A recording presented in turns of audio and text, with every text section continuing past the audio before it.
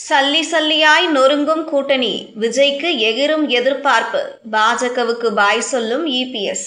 கரூர் கூட்ட நெரிசல் சம்பவத்தை தொடர்ந்து நடிகர் விஜயின் தமிழக வெற்றிக் கழகத்தின் மீது விமர்சனங்கள் அதிகரித்து வந்தாலும், மறுபுறம் அந்த கட்சியை கூட்டணியில் சேர்க்க சில கட்சிகள் தீவிரமாக காய் நகர்த்தி வருகின்றன.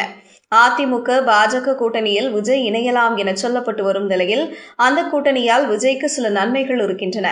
அதே நேரத்தில் விஜய் அதிமுக கூட்டணிக்கு சென்றால் சில கட்சிகளுக்கு நெருக்கடி ஏற்படும் என்கின்றனர் அரசியல் பார்வையாளர்கள்.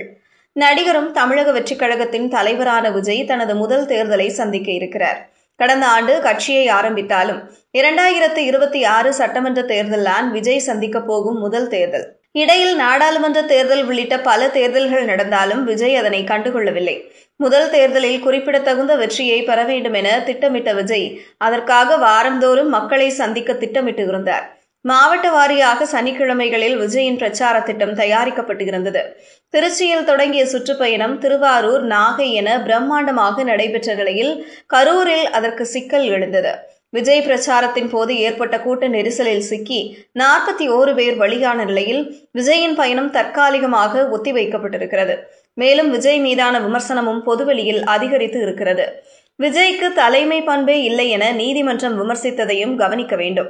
இது ஒருபுறம் இருக்க, விஜயை கூட்டணி சேர்க்க வேண்டும் என சில கட்சிகள் தீவிரமாக காய் நகர்த்தி வருகின்றன. குறிப்பாக அதிமுக பாஜக முன்னிலையில் இருக்கிறது. தமிழக வெற்றிக் கழகம் கூட்டணிக்கு வந்துவிட்டதைப் போலவே பேசி வருகிறார் எடப்பாடி பழனிசாமி. அதே நேரத்தில் கொள்கை எதிரி என அறிவித்த பாஜகவுடன் விஜய் கூட்டணி சேர மாட்டார் எனவும் சொல்லப்படுகிறது. இந்த நிலையில் அதிமுக பாஜக கூட்டணி அமைந்தால் பல கட்சிகளுக்கு சிக்கல்தான் என்கின்றனர் அரசியல் பார்வையாளர்கள்.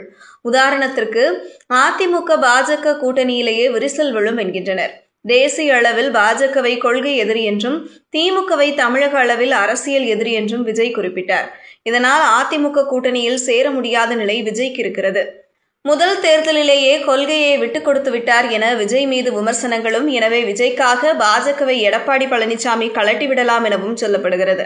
கடந்த சட்டமன்ற தேர்தலிலும் மக்களவைத் தேர்தலிலும் பாஜகவால் தான் அதிமுக தோற்றது என்ற கருத்தும் நிலவுகிறது.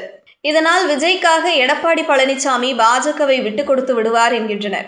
மேலும் விஜய் தனித்து நின்றால் அவருடன் கூட்டணி அமைக்கலாம் என காங்கிரஸ், டிடிவி தினகரன், ஓ பன்னீர்செல்வம் உள்ளிட்டோர் முயன்று வருகின்றனர். ஆனால் அதிமுகவுடன் விஜய் கூட்டணி அமைத்துவிட்டால் இந்த கூட்டணி வாய்ப்புகள் நடக்காது.